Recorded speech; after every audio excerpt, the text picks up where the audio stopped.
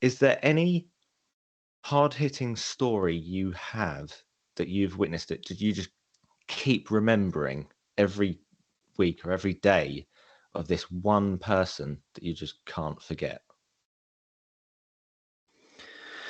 There are many stories that I can tell, but I'm trying not to think about them every day. There will be time to cry after this war is finished. But I can tell you all kinds of stories about all of my guys that I know personally that died. Sergei Kishkin, my good buddy from my battalion, we served together in my platoon. I was an NCO, he was a private, an infantryman. Then he became NCO. He died in Rubizhne when he was covering the withdrawal of our guys. He was shot in the leg, and then he tried to apply his tourniquet, and then Russians shot him dead, basically, at point blank, and we didn't manage to retrieve his body, unfortunately. There was Alexander, Swedish, nickname Swedish, Alexander Shvets, one of my best buddies, NCO. He was a battalion NCO, and he died together with my other friend, Dima Bacharnikov. He was I believe, company commander, and they died due to a Russian bomb. Actually, only coils left after them. There was Alexander Markiev, call sign Kozak or Chumak or Sumrak. We have a lot of names in the army, and he was shot in the head. This one died, by the way, in 2019. In Svitla, he was shot in the head. There was a ricochet. Russians opened fire using their heavy machine. There was a ricochet into his face, basically, and he remained alive for some while. He lost his face. He tried to talk when he was evacuated, but it was too hard because he had no, and he was evacuated very, very fast. He was delivered to the local hospital in Svetlodarsk. The guys were happy that they managed to evacuate him very, very fast. And they even gathered a small group of guys who had the same blood type, but as soon as they were already on their way to the hospital, they received an information that died during the operation, and his wife. So he left wife and 12-year-old son because he had no face. He was buried in the closed coffin, and his son didn't, because his son was a bit autistic. He didn't realize that his father was dead. His wife, his widow, asked our commander to open the coffin to see him for the last time. Commander refused. He said, "You don't want to remember him like this. You want to remember him the way he was."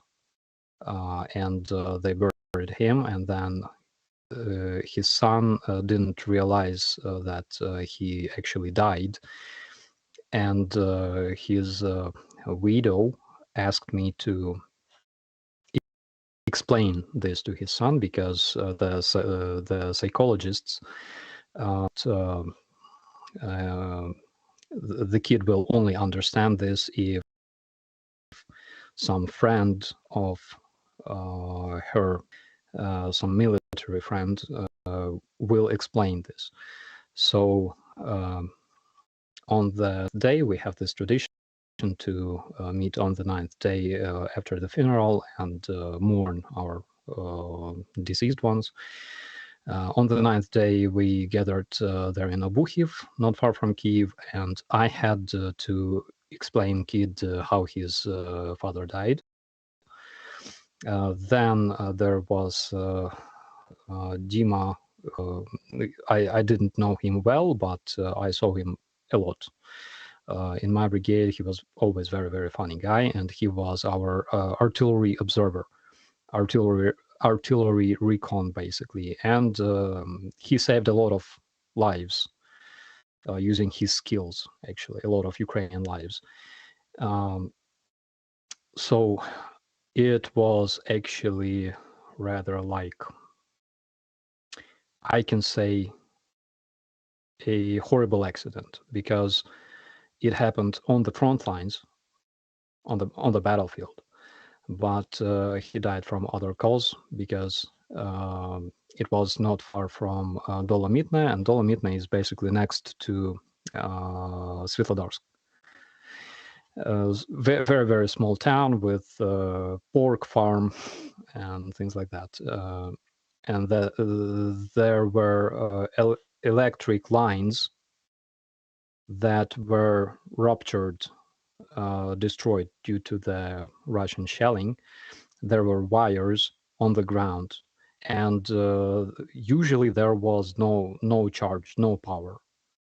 But that day something happened, and the power was in those. There was active charge in the wires, so Dima was walking to the to his position. He stepped on a wire and died instantly because of like 20,000 volts. And we buried him in Nizhyn. And the day when we had to inform about his death, his parents and his wife. He was very young. He was 21-year-old. So the day we informed his wife, she was also very young. She was given birth to their baby. So we had to delay a couple of days before letting her know about his death. There was Serhiy Mikhalchuk from our recon. Again, everybody loved this guy. He was kind, open, friendly. He was again, he was 23, I think. And he was a machine gunner. Machine gunner means that he's a big dude, because in order to carry a machine gun, you gotta be a big guy. And everybody called him, I don't know how to translate it properly, like handyman, because he could repair all kinds of stuff. So Svetlodarsk, there was an attempt from Russians to break through our defense. So they used these tactics called wall of fire that didn't change since 1931, which basically means they're shelling the territory closer and closer to our positions. He is following this wall of fire, and because he was a recon and because he had to observe this during shelling, everybody goes down to their cover, and everybody is trying to take cover in the trench and hide from shelling. But there's always this guy who has to observe the situation. You cannot avoid it. Somebody has to do this. So he was observing the situation. He saw those terrorists trying to get closer towards them, and he opened fire from his machine gun, and he suppressed advancing troops. Then he saw his comrade who was there in the trench with him, but he had like a shell shock, a contusion. So he tried to push him to the cover underground. And at this very moment, 120 millimeter shell exploded next to them, and basically Sergei took all the shells, all the fragments from the shell in his body. So he covered his comrade with himself, even without knowing it, basically. Andrei, his comrade, received a fragment to his shoulder, remained alive, but unfortunately, because all the fragments went straight into Sergei's body, he died. And our brigade was later named after Sergei because he was pronounced a hero of Ukraine officially by our president. And our brigade was named 4th Operative Brigade, named after a hero of Ukraine, Sergeant Serhiy Mikhalchuk. And it's just several stories. There are other stories about my friends that didn't serve in my brigade. They served in other units, and not only military men. We're also talking like journalists. There was Levin, who was killed in Irpin, I believe. He was executed basically by Russian invaders. And people like him, because there was a list of people that were supposed to be eliminated. Pro-Ukrainian people, famous people, opinion makers. Among them were a lot of my friends who had to find shelter in different areas while Kiev was besieged, basically. And there's a lot of stories. I remember all of them. And to Ukrainians, every death of our soldier is a tragedy. It will never be a statistic to us.